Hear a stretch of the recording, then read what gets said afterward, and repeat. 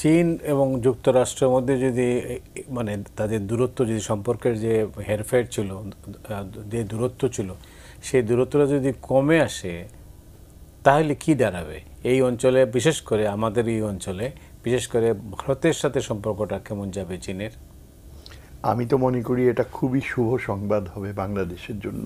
চীনের আর যুক্তরাষ্ট্রের মধ্যে যদি দূরত্ব কমে আসে, আর ভারতের ব্যাপারে আমেরিকা মোদিকে যে মেসেজ দিয়েছে যে you are on your own, আর আমাদের স্বার্থ তোমাদের স্বার্থ আলাদা, এটাই আমি বুঝি। This is also a blessing আমার মনে হয়। এখন আমি মনে করি এটাই হচ্ছে সুযোগ, কিন্তু আমাদের ইন্টারনাল ফরেন পলিসি ডিসিশন মেকিংটাকে আমি একটা বড় প্রশ্নবোধক চিহ্ন, যে এত hesitant about putting forth our geopolitical requirements with China.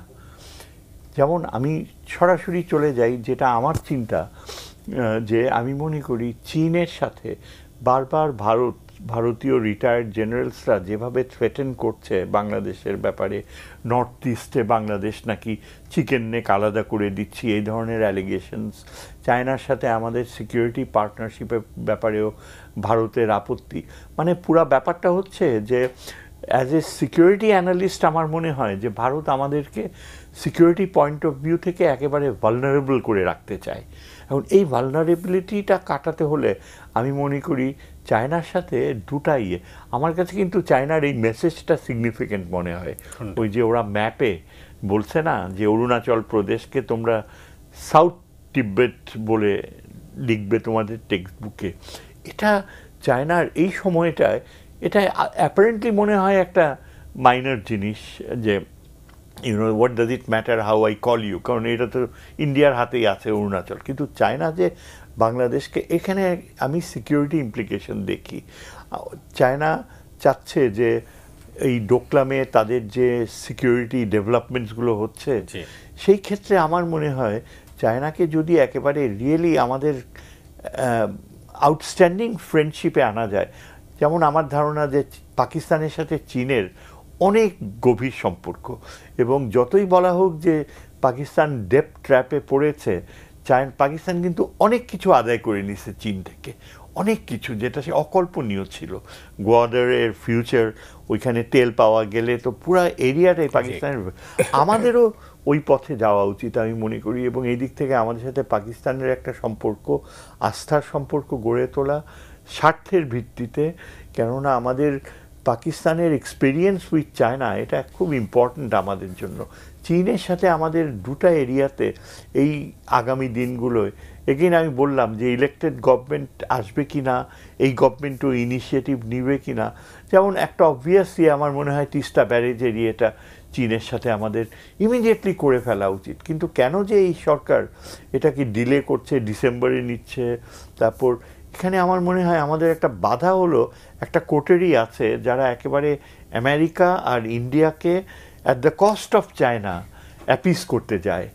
কিন্তু আমার ধারণা চায়নার সাথেও যে আমেরিকার এখন একটা ডেভেলপমেন্ট হয় ইন টার্মস অফ, যেটা হাইলি লাইকলি আমার মনে হয়, বিকজ আমেরিকান পলিসি ইতিহাসে আমরা যদি দেখি, রিপাবলিকান পলিসি নিক্সনের সময় থেকেই কিন্তু চায়নার সাথে রিপাবলিকানরা সবসময় একটা অ্যাকোমোডেশনের পলিসিতে যেতে চেয়েছে। এখন আমরা যদি চীনের সাথে সিকিউরিটি পার্টনারশিপ করি, যেমন আমার ব্যক্তিগত ধারণা হচ্ছে এই যে লালমনিরহাটের এয়ার বেসটা, এটা দ্য লংগেস্ট বেস, যদিও এটা বর্ডারে মাত্র শিলিগুড়ি করিডোর থেকে 12 মাইল দূরে, কিলোমিটার দূরে, আমাদের জন্য ওটা সিকিউরিটি ভালনারেবিলিটি ক্রিয়েট করে। But if we lease it out to China, আমরা যদি বলি যে চায়না এখানে এয়ারবেস তৈরি করুক, ডেভেলপমেন্ট সিকিউরিটি স্ট্রাকচারটা মডার্নাইজ করুক, আমাদের এভিয়েশন স্কুলটা ডেভেলপ করতে হেল্প করুক, সবচেয়ে বড় কথা চাইনিজ প্লেনস যদি ওইখানে বা ওই বেসে থাকে এবং আমাদের সাথেও যদি একটা এভিয়েশন পার্টনারশিপ হয়, আমি মনে করি ডেটারেন্ট হিসেবে, চায়না কিন্তু এটা বলবে না আমার ধারণা যে it's too close to the border, চায়নার জন্য আমাদের জন্য it will be a security wall. কারণ ইন্ডিয়ান জেনারেলসরা বারবার বলে যে বাংলাদেশের রংপুরের ওই অঞ্চলটা তাদের দরকার, তারা কিন্তু ওইখানে ওদের সবসময় সুযোগের অপেক্ষায় থাকবে।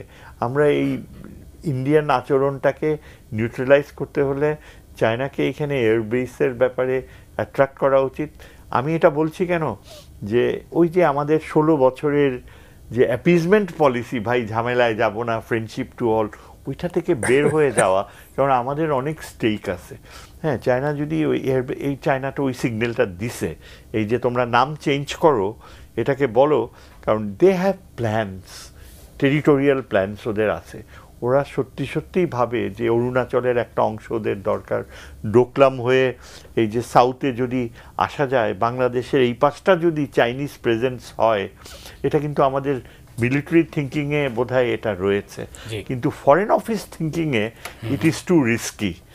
এটা একটা আরেকটা জাস্ট ব্রিফলি, চায়নাকে আমাদের এই যে রামপাল তথাকথিত পাওয়ার স্টেশন, কোল, এটা absolutely a disaster, ecological damage প্রচুর। ওইখানে আমরা চাইনিজদেরকে অ্যাট্রাক্ট করতে পারি। They can have a naval monitoring station that will give us a maritime boundary security.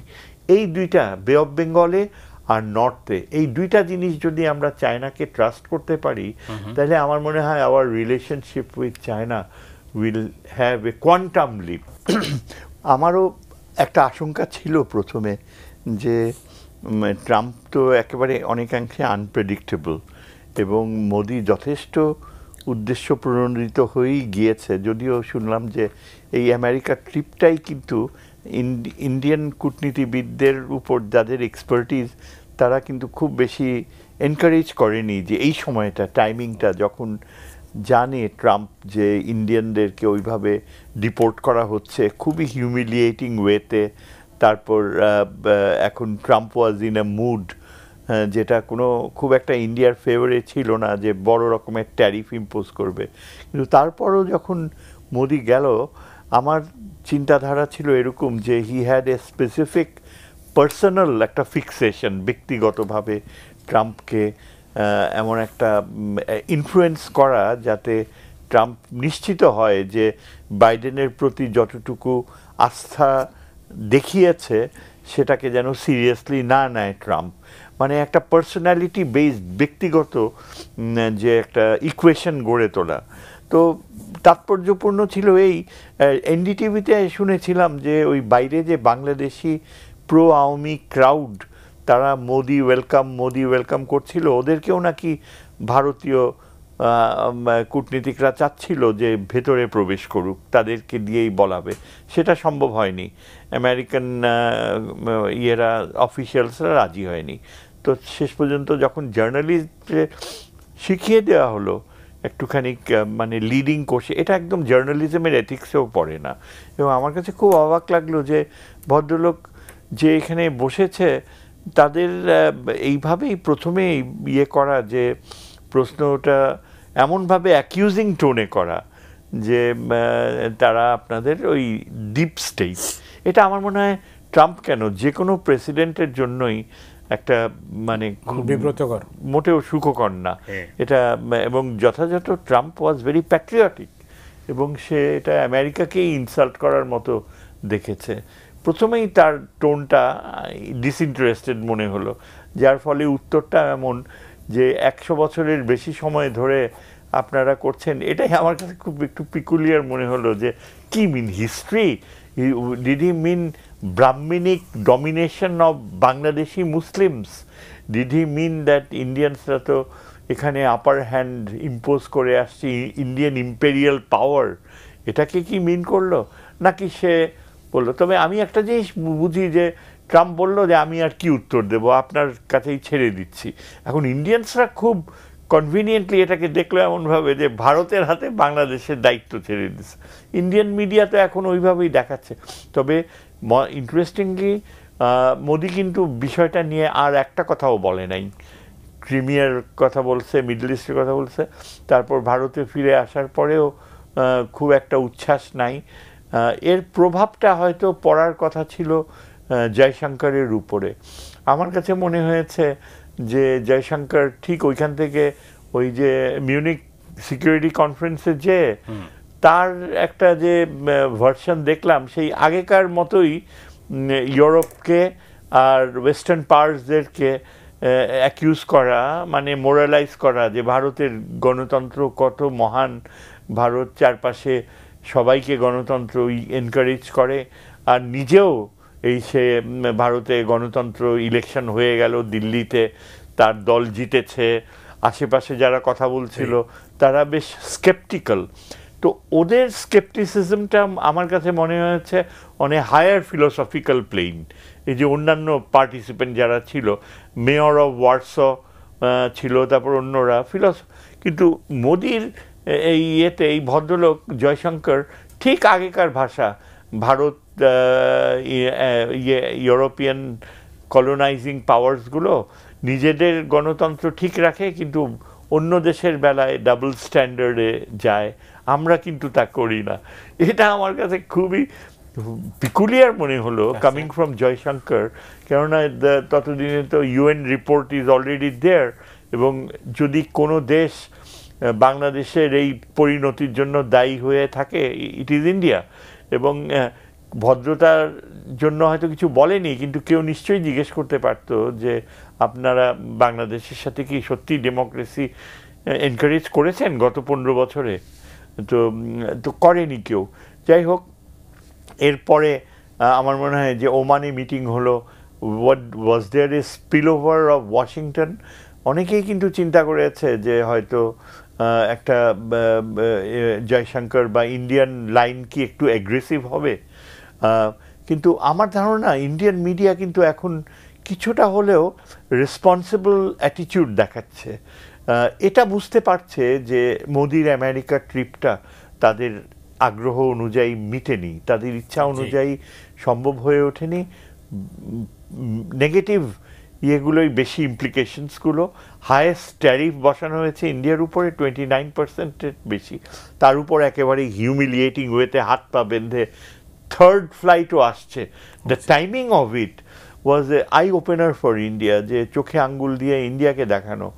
So আমার ধারণা যে এই বাংলাদেশের সাথে এখন আমেরিকার একটা আলাদা দৃষ্টিভঙ্গি যে ছিল সেটা সেভাবেই থাকবে।